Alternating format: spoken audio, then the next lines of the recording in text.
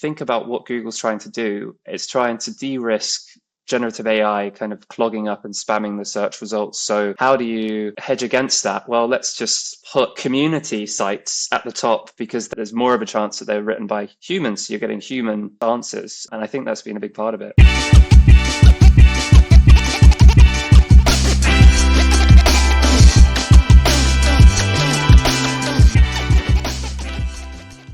Welcome to Avidly Talks again, a mostly marketing, sales and HubSpot focused podcast. Each week we're diving into topics to help you do better in your work. I've nearly got this memorised now, Rory. This week we're joined by Rory Hope, Head of English Growth Marketing at HubSpot. He's also spoken at several international conferences, including Inbound, years of expertise in the world of SEO and inbound marketing. How's it going, Rory? It's going well, thank you, Paul. Yeah, had a nice evening last night. There was some northern lights here above Edinburgh, so I got the camera out, took a few snaps. Yeah. Amazing stuff. Yeah. We have a family WhatsApp, and my uncle, he tracks things like the space station, and he'll tell us when Oh that's yeah. visible. But yeah, I saw that last night. Northern Lights visible. Amazing. I must admit I was watching the football, so I didn't go I, and look. I But left because it was so bad, to be honest. I wish I'd watched the Northern Lights. Yeah.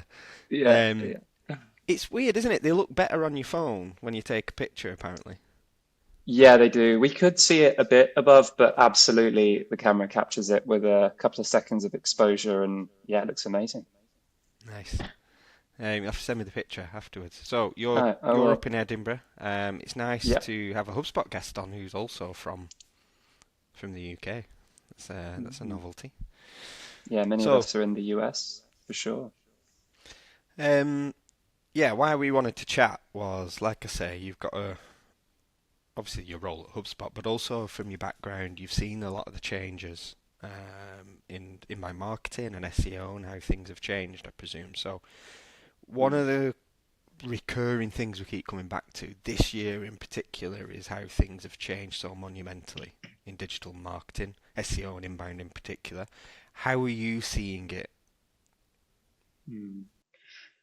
Yeah, I mean that's to me is you could argue it's an understatement in some ways. I think it's been a huge couple of years for me, especially with the channel focus that we have had historically at HubSpot.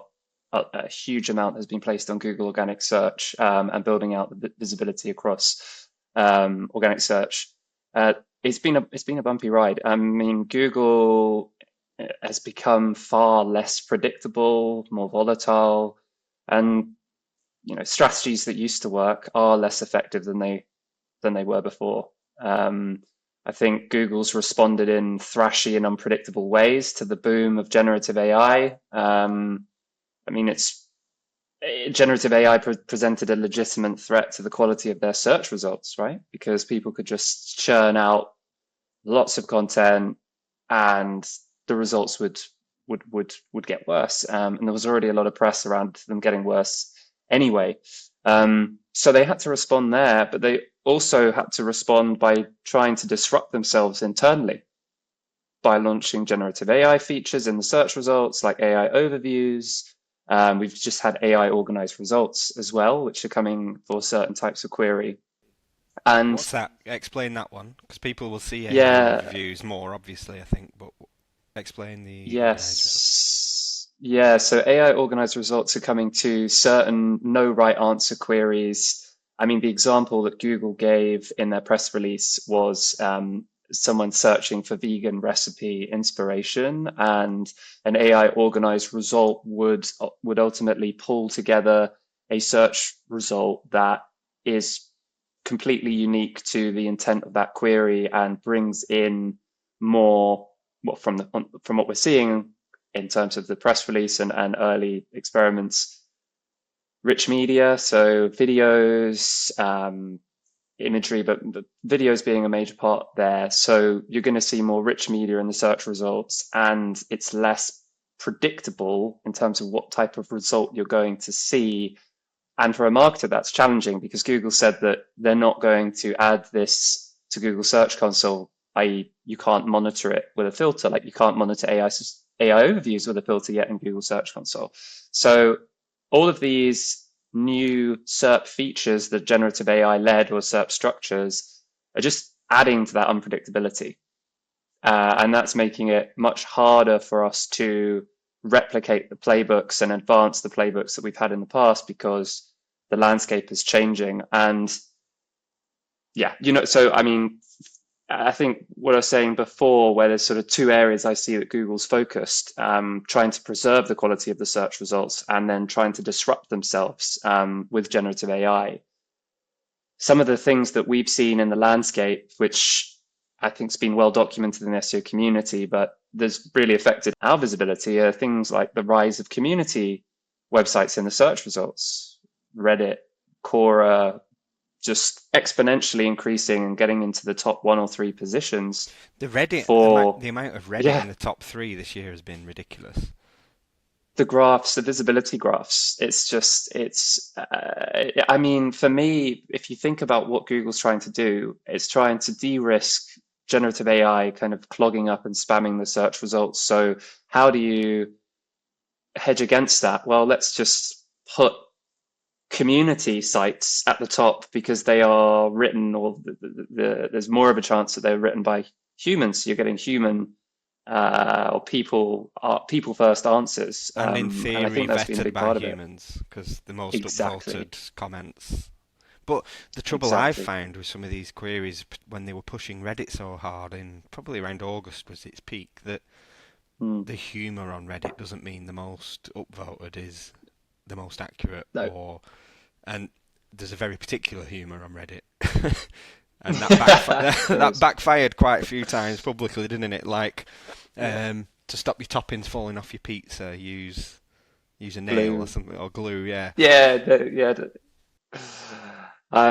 Yeah, I mean, they're working on that. I think there's less Reddit in the AI overview output than there was before now. I was looking at a research piece recently. I can't remember who put it together, but it was showing that the likes of LinkedIn and others were increasing in terms of their being referenced in the AI overviews because of that.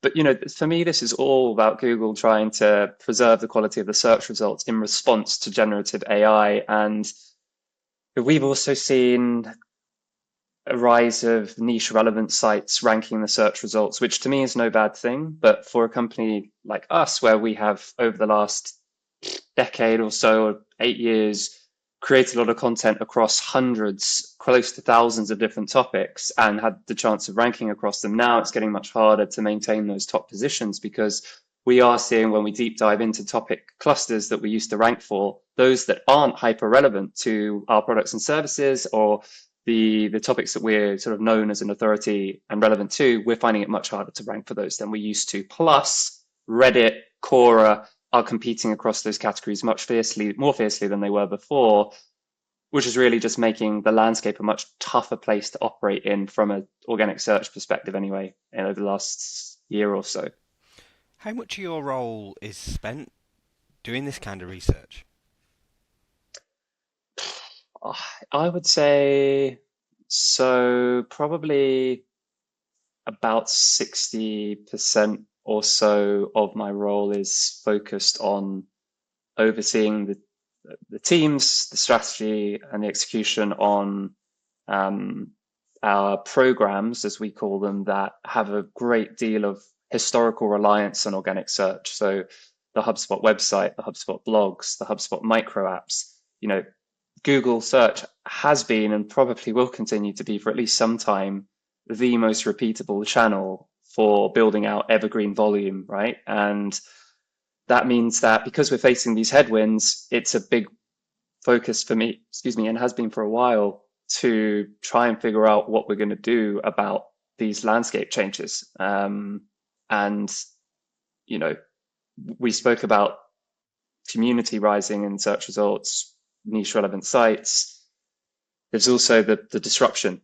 They're disrupting themselves internally with AI overviews. That means reduced search result real estate for companies because like there is going to be a lower click through rate because of these AI overviews. So we're having to figure out what our new playbook is for this new landscape. And that's been a tough one. Yeah, to say the least. It's interesting with the AI overviews really does that's I know because it's new and it's shiny. They want it to really fill the real estate. But it's interesting how I remember rich snippets come in and we thought the same thing. People will stay and not click. But we always found for our clients that winning a rich snippet resulted in more traffic. Are you seeing being mentioned with the little link bar in AI overviews resulting in less traffic then? So the opposite of rich snippets. We've not, however, the CTR, the weighting, the distribution of CTR is changing. So if you're in the AI overview, yes, you may maintain the traffic that you had in the past, potentially go up. We don't actually have any data at the moment on how much our results, our click-through rate goes up if we're in the AI or not. That's something that we're working on at the moment. Of course, it's not that helpful where Google hasn't provided the opportunity to filter. So we've actually been using zip tie and doing kind of daily checks and spot checks. But because it's so inconsistent with being logged in, not logged in, etc., it's been really hard to measure. I do know that SEMrush have just and Ahrefs, I believe, have just brought out a feature to allow you to filter, and I've seen it's pretty good. So we're going to dig into that. But what we have seen is we have seen when our AI overviews presence, our inclusion within the AI overviews themselves drops, traffic has dropped quite sharply. So I think that our expectation, our hypothesis at the moment is you still get traffic from AI overviews, but the gulf between winning and losing has become larger, like you saw with the introduction of featured snippets in 2016 or something like that. Yeah. Yeah. So Mm. it's almost like if you're not on page one of Google, you might as well not be on Google. The old content approach is if it feels a bit like if you're not going to be in the Google AI overview, you might as well not be ranked anyway. Maybe that might be a bit extreme, but time will tell, I guess. Yeah, I agree. And there's paid AI overviews as well now. They're rolling out in the US on mobile, I think. So we'll have to see how that impacts things.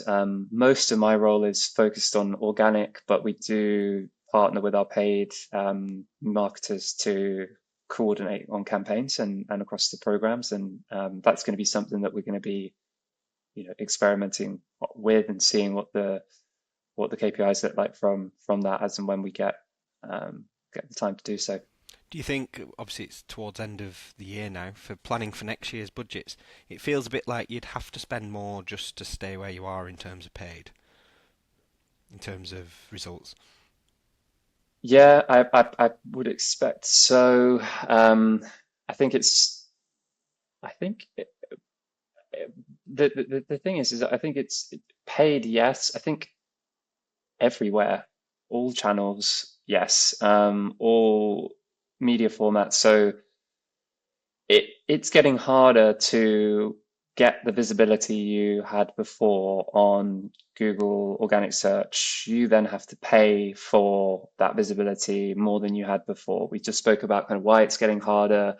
Okay, so if you want to maintain that level of traffic, leads, signups, for instance, if you're in SaaS like we are, you know, you might have to bridge the gap with more paid. So you're having to, your CAC LTV is reduced. It's it's becoming more expensive and the ROI is getting worse. And that's been something that you we see companies are seeing. There's a lot of people talking about it at the moment. I mean, if you think about organic search right now and you can still, of course, rank and you can rank well, but to do that now, you have to invest a lot more into your content. You have to, make sure that the content is heavily EEAT compliant, which is a framework that Google doesn't measure directly, but it's a way that you should focus your resources if you want to rank well. And to do it well, you need subject matter experts. They're not cheap. You want original research. That's not cheap. So if you focus on creating the most original content that you can, which is what we're really trying to do, I think now you have to really be smarter with where you're putting your resources than maybe you were before. So reducing the topic focus to the topics that are really valuable to your personas or your audience, your ICPs, and you're confident transition them through the funnel. And you have data to support that. And that's something that we've been focusing on recently is trying to get that focus refined for where we put our resources because of the ROI concerns that we're seeing across all channels at the moment. So that's quite counter to how you started talking about mass-produced, low-quality content. So you're talking about going more expert, more niche as well? Absolutely. Yeah. So in the past, the strategy where would be, HubSpot could rank for 400 different topics and rank well, because the algorithm didn't have a way of determining as well as it can now a relevant site.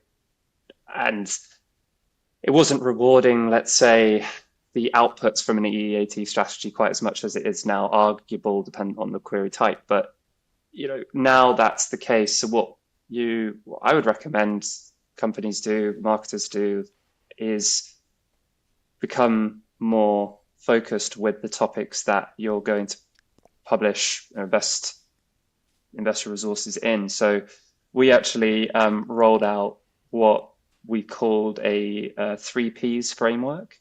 So I love a framework, to be honest. I know some marketers do, some don't, but it's product, personas, and performance. And we audited our entire library, and essentially said we scored it working with various teams internally to say, okay, how relevant are the pieces of content in this topic cluster to the product? Score that based upon the different products that we have.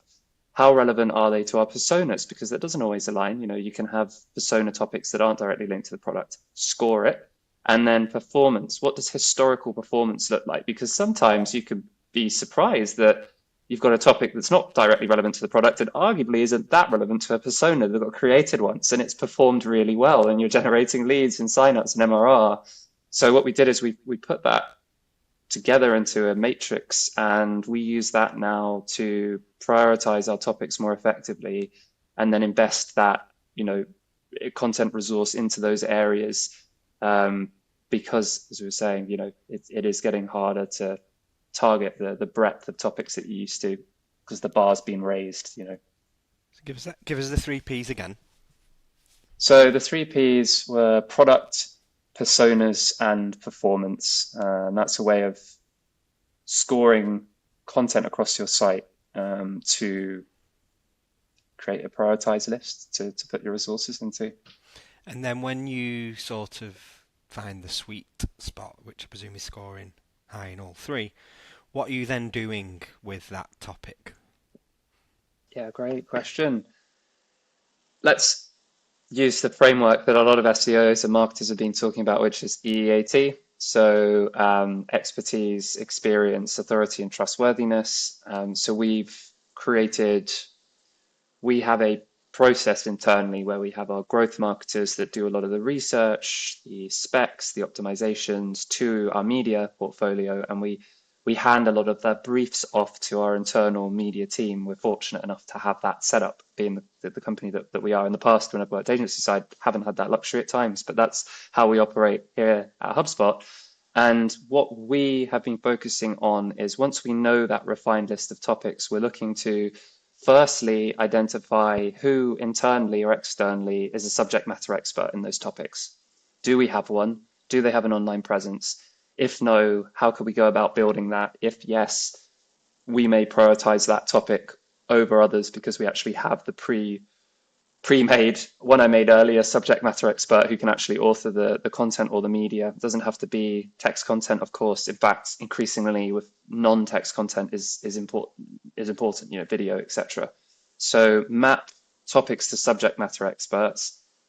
We, look at, okay, what original research could we add to the pre-existing content within these topic clusters, that we're going to go after every given month or quarter.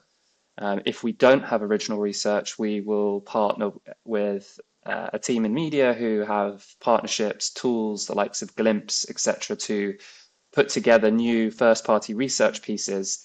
You might have seen the likes of the State of Marketing report, the State of AI report, etc. And once we get that produced, we then basically take snippets of the original research and distribute it out across those relevant topics. Now, it doesn't always have to be a major state of X topic level investment. We have a lot of smaller research projects running because a lot of the topics we're targeting won't be relevant to a big sort of state of marketing or state of AI report. So I would highly recommend companies looking at, or marketers looking at, what services are out there for that kind of that first party research at a relatively efficient budget. Um, and once we're focusing on subject matter experts and originality, we're looking at, okay, what is the what are the user engagement signals like for this content? What's the user experience like for this content? Because one of the things that I've been a big believer and focused on this for a long time before the Google API leak, etc. But was just the importance of user engagement signals in rankings. I've been a long-term follower of the likes of Brand Fishkin, and when he used to do the tests in the SERPs where everyone click on position 3 and you saw it rise to position 1, and it's like, well, Google needs to be looking at engagement data somehow to determine quality. So the API leak, I think, is nav boost, just kind of giving away more information that Google might use Chrome to determine quality of content due to user engagement signals, etc., which just kind of reinforced this belief that we had. So what we're looking to do now is how do we look at our piece of content and actually improve the quote unquote UX of them, so that the user engagement signals improve. We do some testing with the likes of Convert and other platforms, and basically try and improve speed, experience, and monitor how that impacts results. Super interesting. I'd love to talk about that in more depth. I think we're going to need a specific sort of content strategy Hmm. podcast. But you, on the strategy point, you mentioned something at the start of the answer around finding people. Have we got a subject matter expert with an online presence, ideally? Why does that matter? Yeah, so we believe that matters more now since Google added the additional E to EAT guidelines in the search quality evaluator rating guidelines. So expertise and experience, or well, both of those actually. So for us, what we want to do where possible is optimize content that used to be generic. Well, I wouldn't say generic because the content was of high quality, but third person. These are the 10 best website AI builders for your business, and not actually have a perspective, not actually have someone who's been using these tools and actually building websites. But then, so now what we're looking to do is In actually, inbound blogs, yes, inbound blogging. exactly. Yeah, exactly. So now what we'll be looking to do is go, okay, so we want to get ideally someone who's done that to write the piece and write it in first person, preferably, with experiences that they've had doing whatever the intent is of the query that we're trying to target, or the cluster of queries. So that's a big part of it. But also when you think about at the beginning of the conversation, I was sort of talking about the hypothesis of Google's wanting to do what they can to reduce the risk of spam and generative AI regurgitated content just out on the search results. It's much harder to replicate. So if you're looking for originality, which is something that a lot of SEOs are focusing on where they can at the moment, we talked about research, etc., you can't get more original than having someone who knows the subject matter right about their personal experience, or it doesn't have to be a first person personal experience, but at least giving their perspective on the relevant topic that is being discussed or subtopic. So that's been our thinking there in terms of trying to bring in subject matter experts where we can, certainly for our highest tier topics, because you're not going to be able to do it for all of them because it's a lot of coordination and budget to do that. So that's kind of where we've sat recently. The challenge with, I mean, like you say, for HubSpot, that's you've got the luxury of a large team and um, experts on hand. Thinking more of HubSpot's actual customers. In my team in the agency, we're kind of there as well because we're the in-house team, but we understand what you're talking about, and it's about marketing and etc. etc. If you're like, the classic example, if you're a widget manufacturer, your experts are busy inventing new widgets or making sure they're getting shipped on time, and you don't have a team of SEO and content marketers sat in-house. You perhaps have an agency. How bit of a I know this wasn't in the notes I sent to you, but how do you see like non-content house companies, manufacturers, whatever, producing that content? Obviously, going to an agency is one thing, but content agencies of the past 10, 15 years where the likes of me could go, okay, I've had a few meetings and I can do now you tell me the 10 best tools and I'll make it sound like you know what you're talking about. How do we go to that deeper level? Yeah, that's a great question. So I did leave the agency world 3 years ago now, but I was in it for 8 years before I joined the company before HubSpot that I was at. But I would say, that is a real challenge, and that's why a lot of agencies have found things quite hard recently. I know from the connections that I've got from the agency world that certainly over the last 2 years, it has been hard because it's been hard for everyone who makes a living through, marketing on Google because of the new bar, the challenge the challenges that we face. I don't know. I think now there's a real opportunity for a content agency. And I know you're talking, okay, so if you're a HubSpot customer that produces widgets, how can you go about building, creating content that satisfies EEAT? Your experts are busy. So I think you'd have to find the resource, ideally to get the experts some spare time to be interviewed, film a podcast like this, and then have that content repurposed through the likes of AI or a content agency or one internal marketer.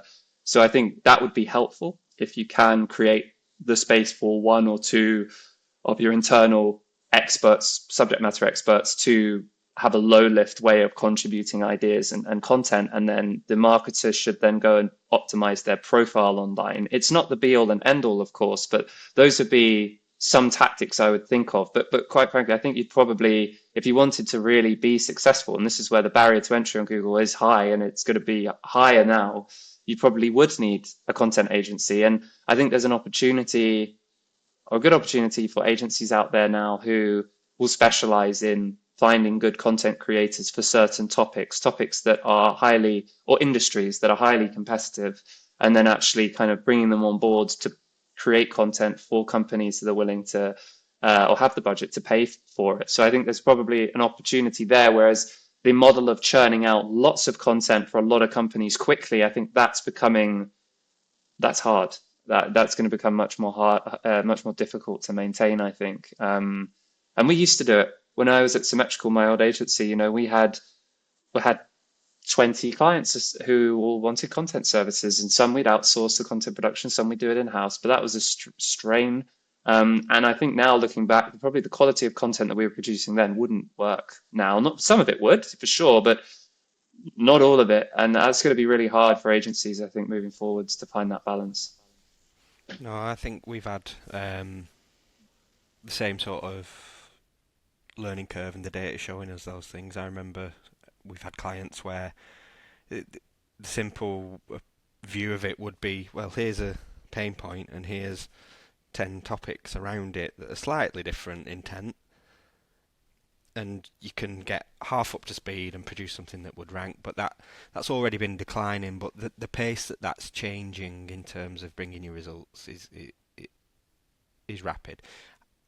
That's the why we're talking about these topics on as much as we can. I've been talking about it at events, and people realizing it needs time off your experts. That needs to be the marketing.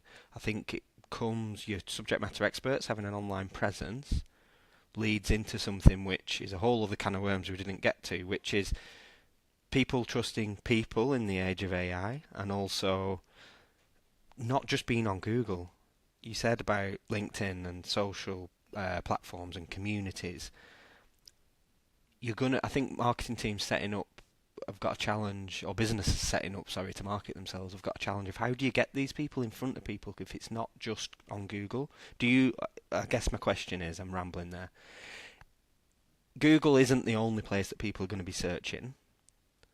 So what advice have you got at a top level for next year for people to not just try and rank on Google? What else do people need to be thinking about when they're planning for 2025's Yeah, growth? absolutely. Yeah, no, so I would say, you know,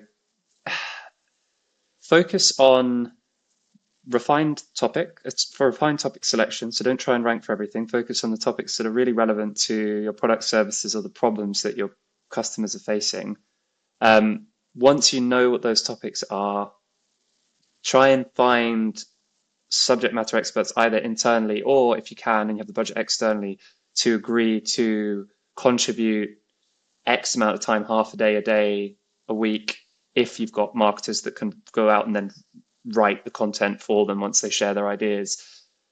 Get that in place, and then you still want to work towards a content plan where there's quality content through the heart of it. But in terms of what that content is, in terms of its media format, you're probably, certainly if you're a smaller business now, in line with what you're saying about people wanting human-led content rather than, or people-first content rather than AI-generated content, you're probably best off putting something like we're doing right now together, where you have a podcast, you might host it on a company like Riverside or similar, and use that as a space to discuss these topics, and then put that on YouTube, put edits of it on TikTok. YouTube is probably my preference, being in B2B, than TikTok right now. There's also a lot of uncertainty about where TikTok's going, certainly in the US at the moment. But I think YouTube and non-text based content would be key. And if you want a relatively low lift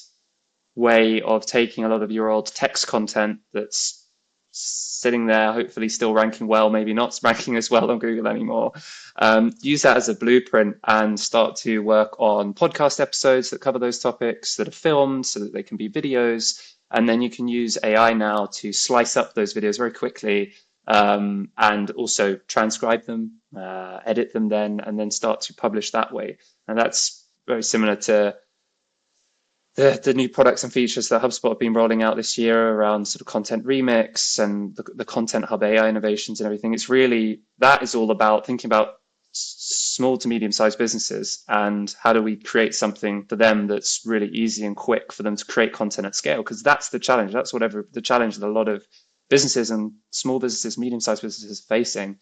So the TLDR there is get the foundations in place, but do start to, where you can, experiment with video podcasts and discussing those topics, putting those videos out on YouTube, optimizing those videos and seeing where that gets you.